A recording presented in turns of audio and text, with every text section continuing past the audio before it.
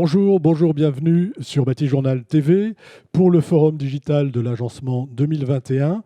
Et pour cette première émission, nous allons parler de télétravail. Vous le savez tous, la crise du coronavirus nous a imposé de télétravailler. Il y a un décollement du télétravail en France. Et cette mise en place à domicile de son bureau, avec cette mise en place à domicile de son bureau, on s'est aperçu qu'on n'était pas toujours très bien installé. Donc on va voir comment faire pour bien s'installer. Avec moi pour en parler, Odile Duchesne, bonjour. Vous êtes avec le micro, c'est mieux, allez-y. Bonjour. Vous êtes la directrice d'Actineo et je vais vous demander de me dire qui est rapidement Actineo. Alors Actineo est l'observatoire de la qualité de vie au travail que les industriels de l'aménagement de bureaux ont créé il y a une quinzaine d'années afin de décrypter les évolutions des modes de vie au travail. Et donc, pour l'outil effectivement phare de cet observatoire, c'est un baromètre qu'on réalise tous les 2 ans. En général, on interroge les gens qui travaillent au bureau plutôt en France. Et pour la première fois, en 2021, nous avons interrogé des métropolitains de 50 villes au monde, de façon effectivement voir comment s'est passé cette année 2020 et début 2021. Au télétravail. Entre autres. On va y revenir.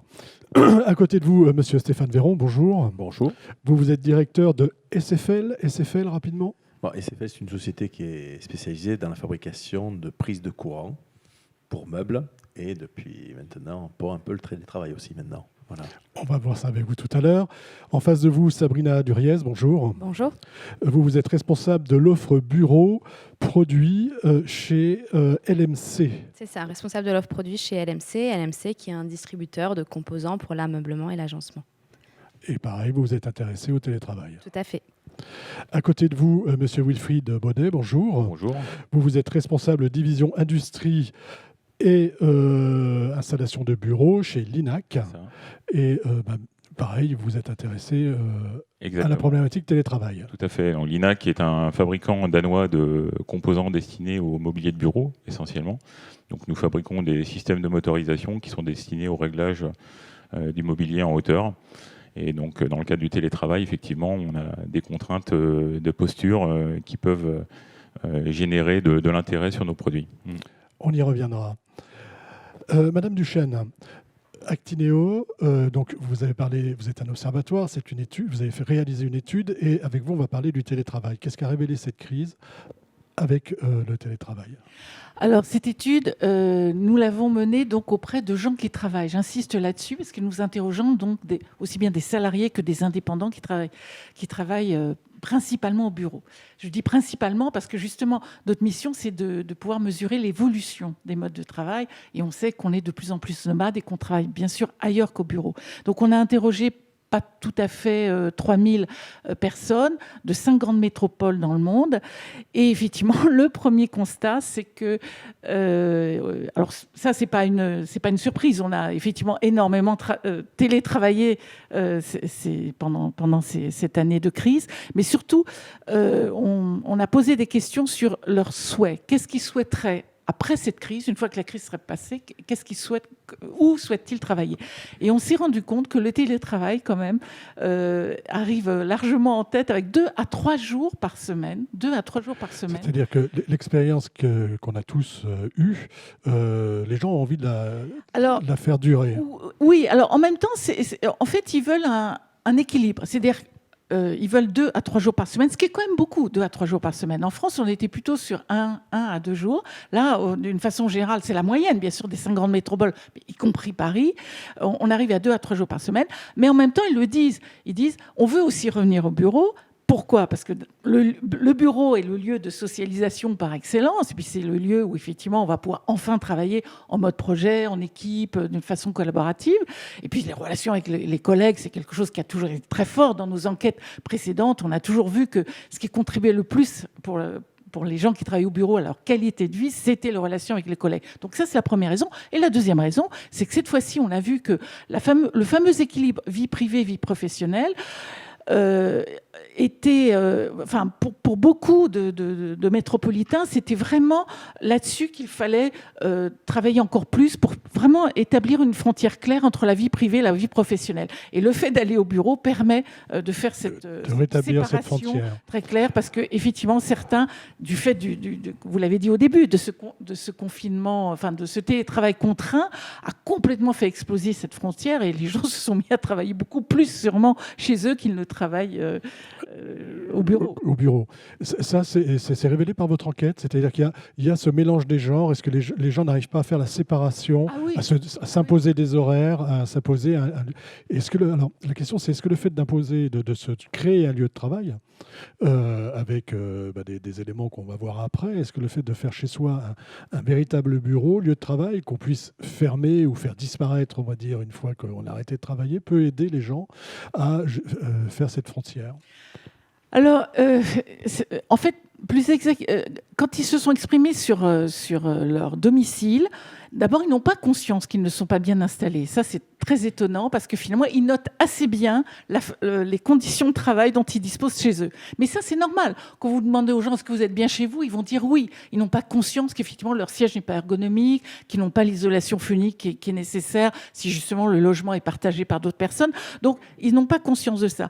Mais en revanche, quand on leur demande pourquoi finalement vous voulez aussi revenir au bureau, ils disent parce que mon domicile n'est pas forcément adapté à la vie et au travail. Et c'est pour ça d'ailleurs que quand je dis ils veulent un subtil équilibre, ils veulent à la fois travailler chez eux, revenir au bureau, mais aussi pouvoir travailler dans un tiers-lieu de proximité. Parce que c'est bien aussi certains se rendent compte que leur domicile n'est pas du tout adapté pour pouvoir travailler, parce qu'ils n'ont pas la place, parce que effectivement ils n'ont pas l'équipement. D'ailleurs, je pourrais revenir là-dessus parce qu'on les a interrogés sur on leur a demandé s'ils souhaitaient que leur employeur mette à leur disposition du mobilier. Donc, on y reviendra si vous voulez plus tard. Allez-y. Bon, voilà, il y a une question. On dit, voilà, est-ce que vous...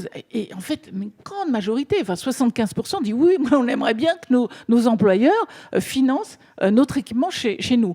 Alors, attention, pas trop d'intrusion. C'est-à-dire que effectivement, ils ont envie de choisir quand même.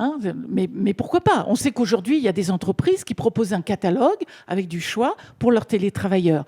Et ça, c'est une façon quand même d'être sûr qu'ils auront du mobilier ergonomique. Parce que effectivement, il ne faut pas laisser les gens acheter leur mobilier n'importe où. Il n'y a pas de l'ergonomie partout. Et donc, voilà. Donc ça, c'est une piste qui est intéressante. C'est-à-dire qu'au contraire, ils ont envie que leur entreprise finance leur équipement, et ça permettrait effectivement d'assurer cette ergonomie qui est absolument nécessaire pour pouvoir travailler dans de bonnes conditions chez soi. Une dernière question. Qu'est-ce qui est aujourd'hui le moins positif, on va dire, en termes d'installation, Quel est vraiment le problème, s'il y en a un à la maison, Oui, à la maison, bien sûr, oui, à la maison. Il y a plusieurs problèmes. Il y a déjà le manque de place. On n'a pas forcément une pièce dédiée. Donc, et c'est là, je pense que ça sera l'occasion d'en parler. On peut effectivement investir des tas de pièces du logement pour pouvoir télétravailler. Bon, voilà, donc pas de pièces bureau. Et dans ces cas-là, comment on fait? Mais je pense que vous allez nous proposer des solutions. Et puis, il y a aussi le fait que quand justement, j'ai pas une pièce dédiée, comment j'installe un minimum quand même un plan de travail suffisamment profond, parce que c'est important quand même d'avoir un plan de travail assez profond pour pouvoir poser son ordinateur, avoir effectivement le siège qui va bien, et puis surtout avoir quand même une isolation acoustique, puisque quand on n'a pas de pièce dédiée, on partage ce logement avec d'autres occupants dans le logement. Donc c'est pas simple, mais je pense qu'on va aborder les solutions possibles. Alors, on va les aborder. On va commencer par l'éclairage. Oui. Important. On peut commencer par l'éclairage. Puisque un bon éclairage, des bonnes prises, des bonnes connexions, c'est important. Mais avant, même question, Monsieur Véron, moi, d'une manière générale, qu'a révélé cette crise coronavirus et surtout au plan du télétravail. Je rejoins ce que dit Odile. Dans tous les cas, c'est première chose, ça fait réfléchir vraiment les gens. Les gens aujourd'hui abordent l'espace complètement différemment. Avant, ils trouvaient des solutions chez nous simples. Aujourd'hui, ils veulent des solutions qui sont plus évolutives, qui tiennent compte d'un environnement qui peut être, selon les endroits où on va télétravailler, il n'y a pas beaucoup d'espace. Donc, il faut vraiment optimiser les petits espaces qu'on a complètement perdus, ou alors se retrouver vraiment dans la vie de la maison, et c'est la vie de famille. Et là, le vrai problème, c'est la séparation entre la vie quotidienne et la vie de travail et télétravail. Voilà.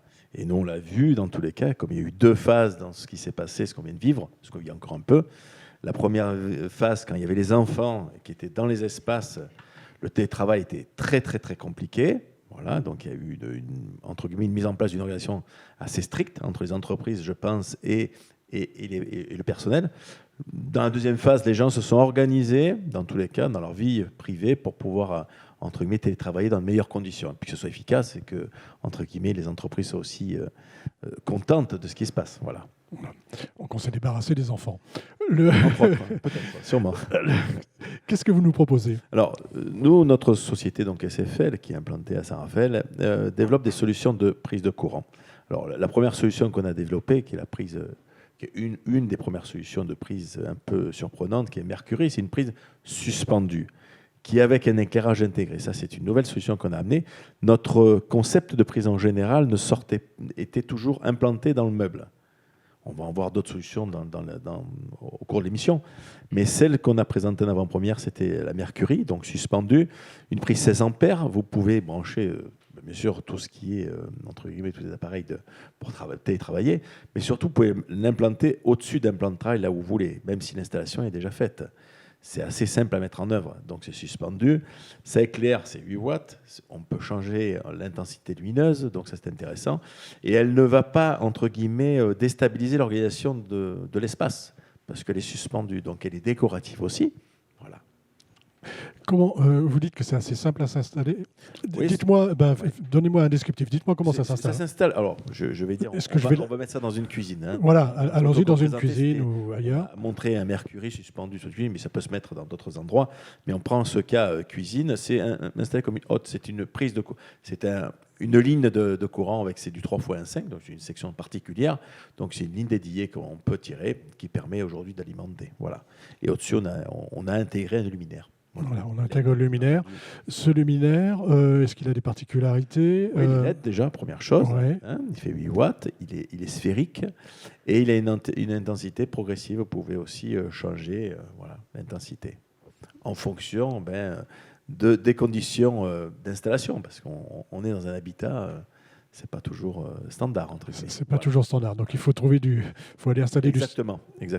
Mais c'est pas très compliqué à installer dans tous les cas. C'est pas compliqué à installer, très simple. Hein. Est-ce que le lambda, la personne qui n'est pas le bricoleur, peut l'installer? Il faut un faux plafond de préférence, parce que sinon passer un câble de 3x1,5 c'est pas facile. Mais un faux plafond, l'installation sera assez simple dans tous les cas. Ensuite tout est préfait.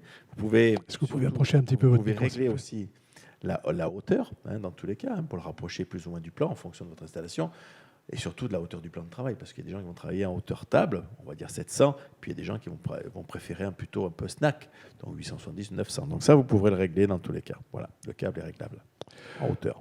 Voilà. Est-ce que vous réfléchissez déjà à d'autres développements liés justement à ce besoin de télétravailler dans de bonnes conditions? Alors, nous avions déjà dans l'offre produit que nous proposions depuis quelques années des solutions de prise qui peuvent s'installer très facilement sur des joues de meubles et tout, et non pas que sur des plans de travail. Donc ça, on avait déjà des solutions. La seule solution, la chose surtout, c'est d'inspirer les gens, c'est de les aider à imaginer comment le bureau peut s'installer, parce qu'ils peuvent avoir l'espace, mais comment ils vont configurer. Voilà. Donc c'est vrai qu'il y a ce travail aujourd'hui, comme fait Asnino, d'observation, et surtout de voir qu'est-ce que cherchent les gens aujourd'hui. Nous, nos prises aujourd'hui, elles sont souvent prises USB intégrées. Voilà, l'USB est un élément non négligeable du télétravail non plus aussi. Voilà, on a besoin des deux, courant fort, courant faible. On peut avoir besoin des deux. Voilà. Merci. Je vous en prie. On reviendra éventuellement pour une petite conclusion après, en fonction de ce que vous avez entendu. Madame Sabrina Duriez, c'est à vous. Oui. Première question, et c'est la même pour tous. Coronavirus, télétravail. Est-ce que vous avez remarqué des changements dans les habitudes? Oui, en fait, on a des nouvelles demandes. Comme on l'a dit tout à l'heure, la problématique, ça va être de créer un bureau dans un espace de vie qui existe déjà. Donc, on a besoin, aujourd'hui, nos clients ont besoin de solutions pour créer ça, un espace de travail confortable qui réponde en fait aux besoins des utilisateurs. Quand vous dites nos clients, c'est qui? C'est moi le client particulier ou est-ce que c'est mon employeur? Alors, nos clients à nous, c'est les menuisiers, les agenceurs. Et après, les besoins sont chez les utilisateurs, les utilisatrices finaux, les gens Voilà. qui vivent dans ces lieux de vie. J'ai dit une bêtise. Pardon. À vous. NMC, qu'est-ce que vous proposez? Donc nous, LMC, ce qu'on propose, en fait, ça va être des solutions pour créer des bureaux éphémères. Donc l'idée, c'est qu'on va pouvoir, par exemple, utiliser les abattants. Donc Est-ce là, que vous pouvez approcher un petit peu oui, votre bien micro? sûr. Donc on va pouvoir utiliser des abattants. Donc ce qu'on propose, c'est vraiment des nouvelles ferrures. En fait, on est loin des compas qu'on avait avant. Là, on est sur des choses discrètes qui s'intègrent et qu'une fois que le meuble va s'ouvrir, on va avoir quelque chose qui reste très design et très discret. Donc voilà, la première solution, c'est utiliser un abattant. Mais bon, ça reste quelque chose d'éphémère. Si on veut aller plus loin, on a des solutions de tables escamotables, en fait. Et là, on va pouvoir vraiment créer des plans de travail qui se cachent derrière une façade, qui s'ouvrent, et on va déployer un plan de travail qui est plus conséquent. Donc on a les solutions lunch, les solutions parties qui sont déployées dans différentes tailles et qui vont permettre de créer un bureau, que ce soit dans la cuisine, dans un séjour, sans pour autant dénaturer la fonction de la pièce initiale qui est la cuisine ou une pièce de vie. Voilà, l'idée, c'est je m'installe et ensuite, quand j'ai terminé de travailler, je désinstalle facilement et je peux retrouver mon environnement habituel. C'est tout à fait ça. Sur ces systèmes, c'est pas la même question que tout à l'heure. Est-ce que ça s'installe facilement? Qui est-ce qui va venir me les installer? Donc c'est le menuisier. C'est jamais, on va dire, la personne qui télétravaille. Non, là pour le coup, il faut faire appel à des professionnels parce qu'il y a les systèmes de coulisses, de charnières, des perçages à faire. Et donc on va construire ça autour du meuble. Et donc effectivement, c'est des professionnels.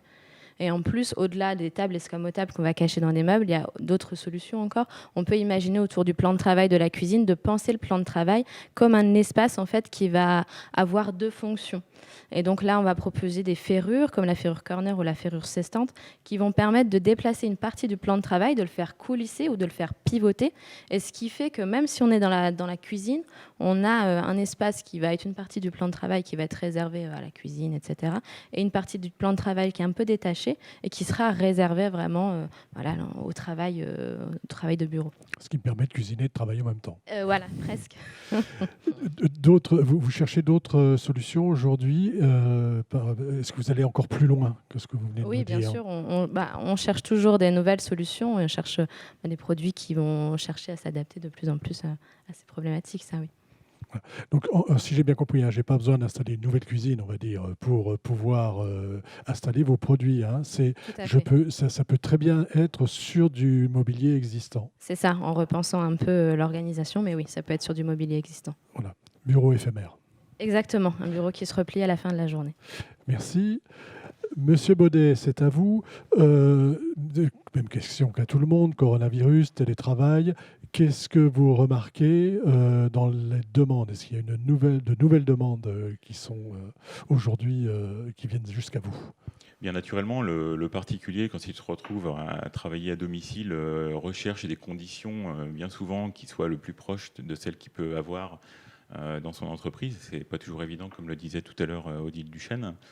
On s'est tous improvisés télétravailleurs et on essaye de trouver le meilleur espace dans son logement. C'est tantôt un coin, un corner dans sa chambre. Ça peut être aussi un espace dans la cuisine. Mais pour certains aussi, la possibilité de travailler dans son bureau. Certaines personnes, effectivement, ont des bureaux à la maison avec de bonnes conditions de travail. Ce qu'on a pu constater, c'est qu'il y a une demande accrue de solutions simples à mettre en œuvre pour pouvoir équiper les particuliers. C'est-à-dire que traditionnellement, chez l'INAC, notre clientèle, c'est le fabricant de mobilier de bureau. Ce sont des gens qui éditent des collections de bureaux dans le respect des tendances du marché, les coloris, les formes, etc. Et on a vu une toute nouvelle nature de typologie de clients, on va dire, naître, des entreprises qui sourcent des solutions simples à mettre en œuvre, des structures métalliques réglables en hauteur, qui sont proposées sur leur site internet en vente en ligne.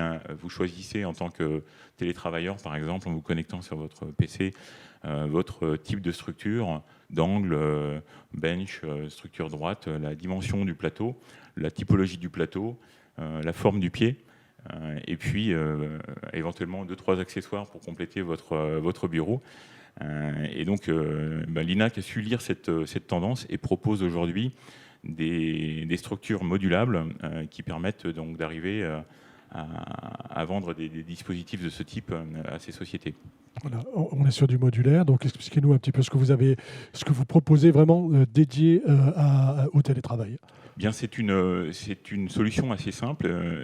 C'est une structure qui pèse moins de 30 kg, qui est livrée en 4 colis et qui est composée de 4 parties. Une poutre qui se fixe sous le plateau au moyen de vis à bois ou de vis métal pour les plateaux insérés. Vous avez donc 2 colonnes télescopiques électriques qui viennent se clipper sur la poutre, et puis on vient clouer le montage avec tout simplement 2 embases qui sont vissées au moyen de 8 vis. Donc on a, au niveau de notre service R&D, développé une solution la plus simple qui soit, pour qu'elle puisse être montée pas uniquement par des télétravailleurs, puisque nos clients fabricants de bureaux sont également très intéressés par ces solutions. Ça leur permet de faire évoluer leur gamme. Mais on propose une solution très simple à monter, très, très intuitive. Pas besoin de compétences particulières pour monter le bureau. Voilà, c'est ce que j'allais vous demander. Là, qui est-ce qui le monte ? C'est le particulier. Effectivement. Voilà, donc je reçois les colis chez moi, j'ai ma notice que j'arrive à comprendre et je monte le système assez simplement finalement. Oui, tout à fait. Voilà. Est-ce qu'il y a d'autres pistes sur lesquelles vous travaillez pour aider les gens en télétravail ? Bien sûr. Comme le disait tout à l'heure Mme Duchesne, ce qui est important aujourd'hui pour nous chez l'INAC, c'est de combattre les mauvaises habitudes en termes de posture. Tout ce qui est postural doit être chassé pour éviter d'avoir ces problèmes de troubles de santé. Mal de dos, le classique, les cervicales, les jambes lourdes et tout ce qu'on veut. On a tous lu beaucoup d'articles à ce sujet. Et ce qui est important pour nous, c'est de trouver des solutions pour répondre à cela. Donc l'INAC a développé une commande Bluetooth, donc la petite commande de pilotage du bureau, qui est donc communicante et au moyen d'une application qui est gratuite et téléchargeable sur notre site internet, l'utilisateur peut se fixer des objectifs et recevoir des notifications via son téléphone qui peut être connecté à sa montre.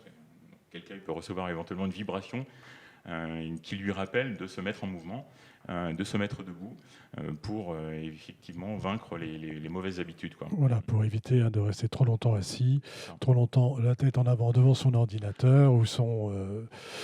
voilà, c'est important. J'insiste que la hauteur du bureau n'est pas la seule condition pour travailler correctement. On a aussi à bien régler un bon éclairage. On va refaire un petit tour de table et je vais vous poser à tous les trois la même question. Avec la petite discussion qu'on vient d'avoir, j'ai l'impression que vous changez un petit peu, non pas de clientèle, mais que vous n'êtes plus dans la même cible finalement qu'auparavant, puisqu'auparavant, vous vous adressez plus tout à fait aux mêmes personnes. Là, vous allez vous adresser davantage aux particuliers. Alors, par le biais de son employeur, par le biais de menuisier, par le biais d'autres personnes. Mais comment vous abordez cette question-là avec le télétravail ? Comment vous essayez de mettre en place des choses ? Parce qu'à un moment donné, il va falloir que ça vienne jusqu'à chez nous. Comment ça se passe ? Alors, la plus grande difficulté, c'est de faire savoir. Et là, ça, c'est une grande difficulté. Nous, on a une distribution qui est assez structurée, assez ancienne, et qui a un peu du mal à intégrer l'innovation. Parce qu'aujourd'hui, dans ce que dit l'INAC ou dit LMC, ou ce que nous, on peut dire chez CFL, c'est qu'on essaye d'innover aujourd'hui dans l'espace mobilier, le bureau, par exemple. Et là, la distribution, elle freine un petit peu tout ça, parce que innovation, c'est budget, c'est des choses... Ils veulent rester très traditionnels. Donc, il faut qu'on les inspire aujourd'hui. Il faut qu'on leur montre la valeur ajoutée. C'est ce qu'on disait il y a 2 secondes sur la valeur ajoutée du produit, plus qu'un éclairage, plus qu'une prise. Qu'est-ce qu'il amène aujourd'hui ? Du confort, une plus-value, une valeur ajoutée pour la vente qu'ils font aujourd'hui. Parce que nous, c'est que des professionnels, parce que passer un message d'un professionnel qui va vendre son projet, qui va les mettre en œuvre, il va s'approprier tout ça. Et on a obligé, nous, aujourd'hui, quand on fait un produit, on va beaucoup, beaucoup plus loin dans la préparation des arguments qu'on peut leur amener. Techniquement, pour l'installation, ce qu'on disait tout à l'heure, je rejoins cette idée de simplicité d'installation, parce que quand c'est compliqué, c'est cher pour eux, parce qu'il y a tout un process d'intégration. Donc, on leur montre cette partie-là. Et puis, la deuxième partie, c'est la plus-value vis-à-vis de son client. Qu'est-ce que ça va lui amener ? Voilà. D'accord. Sabrina ? Duvriez. Oui, l'idée, elle est là pour nous aussi. L'idée, ça va être d'inspirer en fait nos clients, donc les menuisiers, les agenceurs, pour leur donner des idées, pour savoir répondre et même anticiper la demande des utilisateurs et des utilisatrices au final, pour qu'ils sachent proposer les bonnes solutions au bon moment et même anticiper les besoins. Je viens concevoir ma cuisine, je viens concevoir mon séjour, comment je l'aménage, voilà, et savoir proposer à l'utilisateur, l'utilisatrice. Voilà, avez-vous pensé à ça, le bureau, comment avez-vous pensé à ça dans votre agencement et comment on va y répondre et savoir proposer les bonnes solutions au bon moment. Voilà, anticiper la demande et dire que les solutions existent, parce qu'en fait, on ne sait peut-être pas forcément que les solutions existent. Exactement, les gens ne savent pas forcément, ils n'y pensent pas obligatoirement, quoi. Et donc c'est là, notre rôle va être de transmettre ça, et donc de transmettre aussi par le biais de visuels, de vidéos, que nos clients vont pouvoir réutiliser pour démontrer ça aux personnes lambda. Monsieur Baudet, sur cette question d'essayer de faire comprendre, d'apporter comment dire. Je vous laisse. Allez-y. Ce qui est important pour l'INAC, puisque une structure de mobilier de bureau réglable électrique, on va dire ça peut être maintenant reconnu comme quelque chose d'assez commun. Ce qui est important pour nous, c'est de montrer au client que lorsqu'il investit 400 € ou 500 € de plus dans un mobilier réglable, selon les solutions qui sont investies, il s'agit de le rentabiliser. Il s'agit d'utiliser son bureau. Donc nous, on intervient non plus sur la typologie de moteur ou autre, mais on travaille sur à mettre en valeur, on va dire, la valeur ajoutée qui est offerte par des accessoires, comme l'application dont je parlais tout à l'heure, qui va vraiment permettre à la personne d'utiliser son bureau correctement. Et c'est bien là l'enjeu. Une entreprise aujourd'hui qui investit dans 50 ou 100 bureaux, notre objectif chez l'INAC, c'est demain ou dans un an, quand elle devra réinvestir, qu'elle sente que cet investissement n'a pas été vain. En fait, il faut que ça soit utile. Voilà, il faut que le bureau qu'on va installer chez son salarié serve à quelque chose. Exactement. Donc du coup, il va pouvoir travailler 2 à 3 jours par semaine. Comme on disait tout à l'heure, effectivement, on a aujourd'hui des entreprises qui peuvent louer le matériel, donc du moins mettre à disposition le matériel à leurs salariés. On commence à voir ça, c'est-à-dire les entreprises réalisent un catalogue de produits qui sont éventuellement accessibles à leurs salariés en fonction de leur espace. Donc ils vont choisir dans un catalogue le produit qui convient le mieux à leur habitat en termes d'esthétique, en termes d'encombrement. Et puis derrière, l'entreprise se charge de la location et puis de la livraison éventuellement du matériel et de l'installation. Donc, du coup, moi, je vais être obligé d'installer 2 bureaux, un bureau au bureau, un bureau à la maison, de louer des locaux. Vous arrivez à vendre ça à vos clients ? Bien, nous, nos clients sont plutôt les fabricants, hein, donc plus ils en achètent, mieux c'est pour l'INAC, on va dire. Nos clients ne sont pas les oui, particuliers. évidemment, hein, encore une fois, ce n'est pas les particuliers, ce n'est pas les entreprises. Hein. Mais il n'empêche que pour elles, c'est un coût supplémentaire. Bien entendu, c'est un coût, mais aujourd'hui, il faut raisonner en termes d'investissement. Aujourd'hui, je pense que les entreprises se retrouvent avec des effectifs à l'adresse qui réduisent. Donc une entreprise aujourd'hui qui avait 100 salariés, peut-être en aura plus que 40 qui travailleront dans leur bureau. Donc les entreprises vont libérer de l'espace, vont peut-être réaménager, revoir leur budget et peut-être allouer leur budget différemment de manière à générer plus d'enveloppes pour équiper leurs salariés à domicile, quoi. Moins de mètres carrés et plus de bureaux à domicile. Exactement. Ouais. Bon, après, chaque entreprise interviendra différemment par rapport à cela. C'est encore tout à fait récent. On a peu d'expérience sur ce sujet. Encore un petit tour de table et puis après je vous redonne la parole pour une conclusion. On va faire un peu de prospective. Chacun dans votre domaine, comment vous voyez les choses évoluer et sur quoi vous travaillez sans dévoiler peut-être trop de choses. Ce que je peux dire, dans tous les cas, on a parlé beaucoup cuisine, mais il n'y a pas que la cuisine qui est devenue une zone de travail. Il y a la chambre à coucher. Il y a la chambre, nous on le voit, on a inspiré aussi les gens d'utiliser les anciens secrétaires qu'on réaménage avec de l'éclairage, des prises pour que, comme c'est escamotable, on peut cacher, parce que la difficulté, c'est de faire cette séparation entre la vie privée et la vie professionnelle. Et c'est pas toujours facile selon les espaces. Et on l'a vu dans les cuisines escamotables, et pareil pour les bureaux. C'est ce qu'on disait tout à l'heure en termes d'éléments. Donc nous, dans les prises de courant et les éclairages, il y a une vraie solution aujourd'hui. Il faut que les produits s'intègrent, prennent en compte ces éléments. Ça, c'est important. Bien sûr, l'installation, qui souvent doit être faite par un professionnel, certaines fois, s'intégrer. Mais aujourd'hui, nous, on le voit, la demande, on n'a pas de demande formalisée des clients. Ça, c'est une difficulté de nos entreprises. Donc, il faut que nous, par l'inspiration qu'on peut, on les fait réagir et à travers ça, on arrive à faire évoluer. Aujourd'hui, l'évolution, c'est aussi l'automatisme. Nous, on propose aussi des blocs prises automatiques qui sont étanches aussi, parce que des problèmes d'eau, parce que quand vous êtes dans une cuisine, dans certains espaces, c'est des yeux libres, il faut qu'on fasse attention aussi dans la réglementation. Puis on a aussi cette notion aussi de chargeur. On travaille les USB, on a dit, mais aussi les chargeurs QI aussi qu'on a intégrés dans certaines solutions de prise. Ça, c'est aujourd'hui les dispositions qu'on peut proposer aujourd'hui sur le marché. Voilà, donc en gros, si je comprends bien, ça existe. Oui. Les produits existent, mais il faut aller les faire comprendre à la distribution et faire comprendre à tout le monde que ça existe et qu'il faut le proposer. Parce qu'il y a un investissement aussi, c'est ce qu'on disait, je rebondis là-dessus.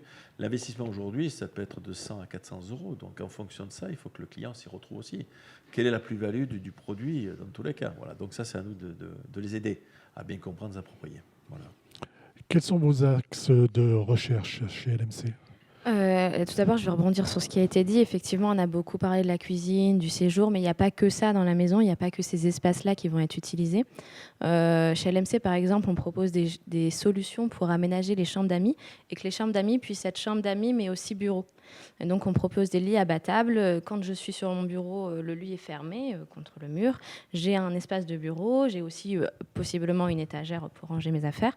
Et quand c'est le week-end, les amis viennent à la maison, je peux déplier ce bureau sans pour autant remettre en cause ce qui est sur les tablettes. Donc ça, c'est un premier point. Un autre point sur les évolutions et les demandes par rapport à ça, c'est aussi le besoin de cloisonner les espaces, mais sans pour autant séparer. Comme on l'a dit, on est sur des espaces existants et on veut quand même un minimum de limitation, de délimitation d'espace sans dénaturer les choses. Donc là, nous, on a plusieurs solutions. Les cloisons traînes, qui sont, on va dire, des cloisons légères, des cloisonnettes, qui permettent autour du meuble de créer des petites cloisons et de séparer un peu les choses. On a aussi les verrières, dont on a beaucoup parlé dernièrement, qui vont permettre de séparer les espaces tout en gardant la transparence. Donc on peut imaginer avoir un coin bureau quelque part et garder quand même une vision sur le bureau pour pas rétrécir en fait l'habitat. Et enfin des cloisons plus grandes mais toujours vitrées, donc sol plafond mais toujours quelque chose de vitré. Donc ça c'est les grosses tendances de l'habitat qu'on va pouvoir lier à ce sujet. Et autour de ça, une grosse tendance qui apparaît aujourd'hui et qui est de plus en plus forte, autour des structures alus, on a beaucoup ça, ces structures alus noires qui ne vont pas uniquement être utilisées pour les cloisons, les verrières, mais aussi pour créer du meuble, mais un meuble différent qui est autour d'une structure étagère en alu noir. Et là, on a 2 programmes chez nous, les structures Yucca et les structures Open Box qui permettent de répondre à ce besoin. Voilà. Ouais. Même chose, les solutions existent. Tout à fait, les solutions existent, évoluent. Il faut les faire connaître et faire rencontrer l'offre et la demande. Exactement. C'est à vous. Bien, c'est vrai qu'on constate que le français, ou plus généralement le télétravailleur aujourd'hui, réinvestit son habitat pour différentes raisons et souhaite générer dans son espace des cellules de travail.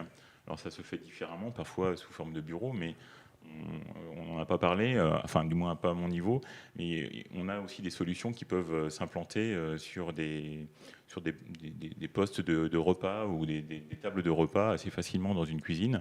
Je pense beaucoup à des solutions aussi un petit peu couteau suisse qui vont apparaître un peu partout grâce à la créativité de nos agenceurs qui ont cette qualité de trouver toujours des solutions ingénieuses pour l'habitat. Donc en l'occurrence, la possibilité d'intégrer un écran dans un îlot sur une crédence motorisée, donc un espace repas avec une colonne télescopique qui permet de convertir son espace repas en espace bureau. Il y a énormément de possibilités à ce niveau. Donc chez l'INAC, on est à l'écoute de nos agenceurs, on va dire. Voilà. Encore une fois, faire rencontrer l'offre et la demande. Les solutions existent, on l'a vu, et il faut maintenant que chacun puisse les avoir à disposition pour mieux travailler, et mieux travailler chez soi. Vous avez le mot de la fin, Odile Duchesne. Je vais vous demander de réagir par rapport à ce que nous venons d'entendre. Et puis après, vous nous direz un petit peu comment vous voyez, vous, les pistes qu'il faut améliorer. Enfin, comment améliorer, on va dire, la qualité du travail à la maison. Alors, ce qui est très intéressant dans vos témoignages, c'est qu'on voit bien on passe d'un modèle B2B2C.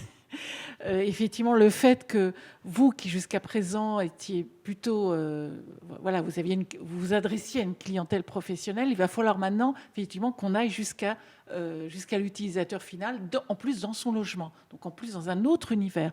Donc c'est bien la difficulté, c'est-à-dire qu'on voit bien qu'il va falloir faire passer toutes ces solutions ingénieuses qui vont être fantastiques, puisque ça va permettre effectivement d'adapter ce logement à cette fonction travail, quelles que soient d'ailleurs les pièces du logement, mais effectivement, qui va prendre le leadership là-dessus. Et c'est ça qui est intéressant, parce que il y a une chose qu'il ne faut jamais oublier, c'est que quand quelqu'un télétravaille, il reste toujours sous la responsabilité de son employeur. Il ne faut jamais l'oublier. L'employeur est toujours responsable de la santé et de la sécurité de ses salariés en télétravail. Voilà, c'est pas parce que je suis chez moi que je vais travailler n'importe comment. Il faut que je sois bien installé pour ne pas avoir mal au dos. Il y a une responsabilité. Il y a une responsabilité juridique qui fait qu'effectivement, l'employeur doit s'assurer que son salarié sera dans une posture confortable, ergonomique, qui fera qu'il n'aura pas de maux de dos, enfin tout ce que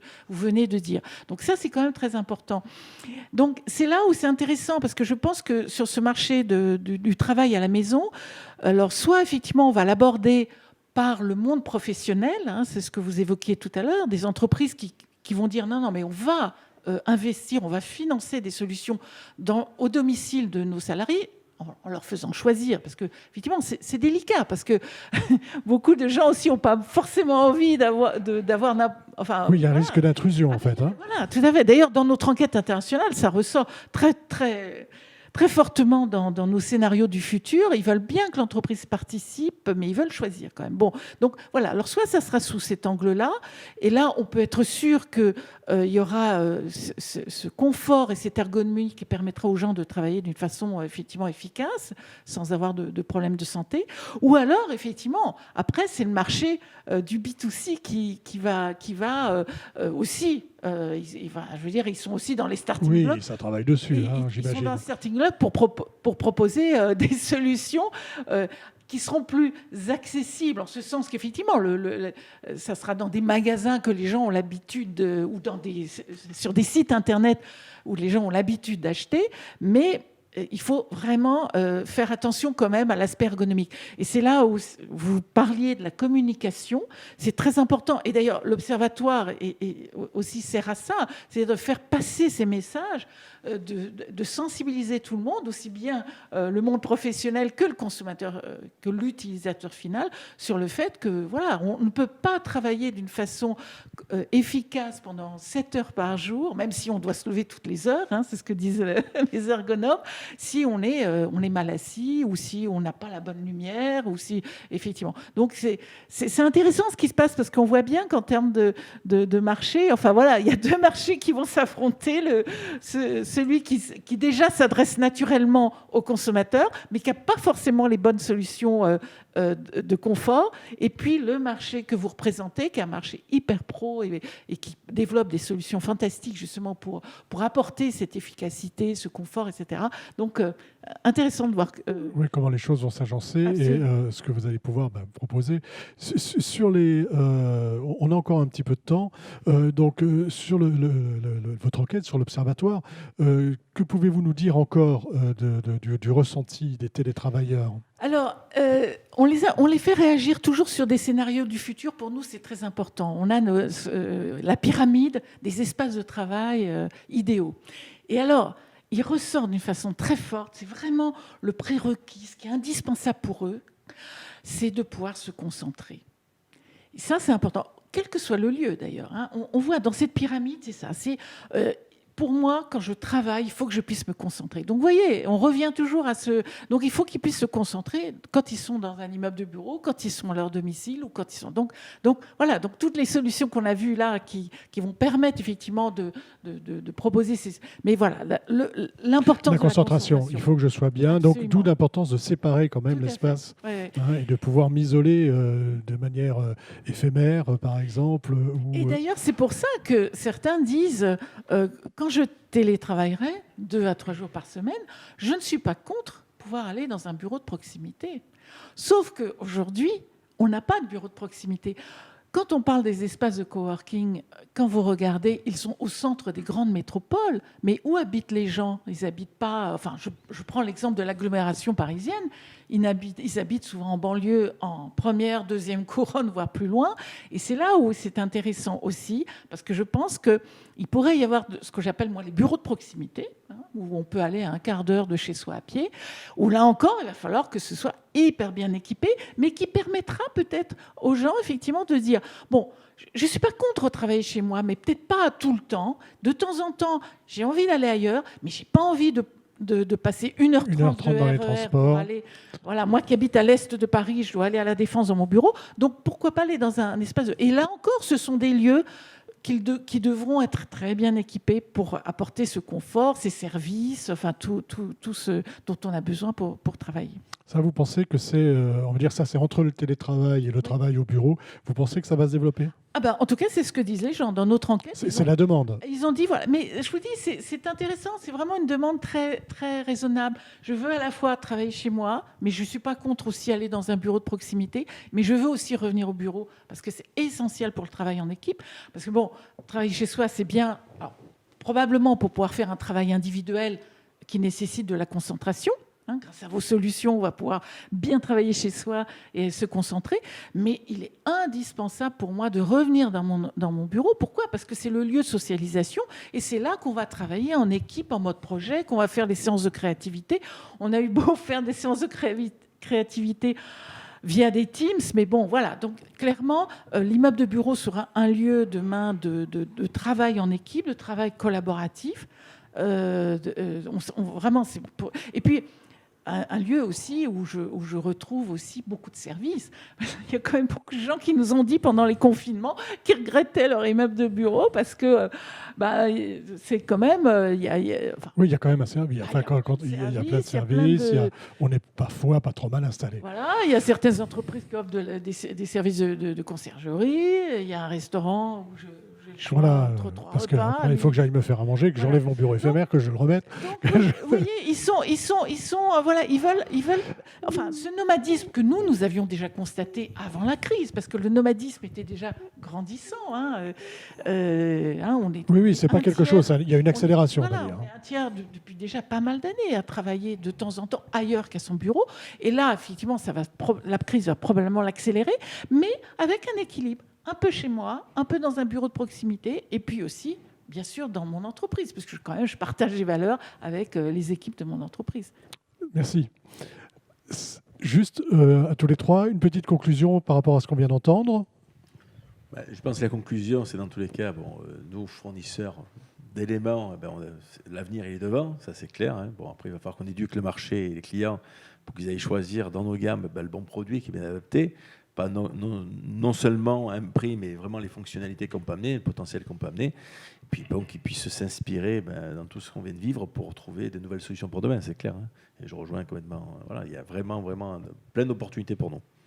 Madame Duriez, une réaction? Oui, effectivement, ça ouvre en fait de nouvelles possibilités, de nouveaux types de projets et voilà, LMC est force de proposition dans cette optique pour répondre aux nouveaux besoins et demain effectivement aux espaces de coworking, aux bureaux de proximité pour aussi aménager ces espaces de la bonne façon. Monsieur Baudet. Bien, tout à fait. C'est-à-dire que je pense qu'il y a une équation à résoudre ici. Il va falloir donner la possibilité aux télétravailleurs de continuer à garder ce confort de travailler à la maison. En revanche, les entreprises vont devoir également trouver des solutions pour attirer les télétravailleurs à revenir dans leurs entreprises. Donc il va falloir repenser le flux des collaborateurs, réaménager les lieux dans le respect des mesures barrières, etc. etc. Donc tout ça, ça offre de nouveaux projets. De nouvelles perspectives. De nouvelles perspectives. Ouais. Merci d'être venu nous parler de télétravail et des télétravailleurs et de leur installation à la maison. Je vous invite à rester avec nous pour un chat d'une quinzaine de minutes avec nos intervenants. Et je vous invite aussi à la prochaine émission, demain matin, et nous parlerons des tendances 2022. Merci à vous.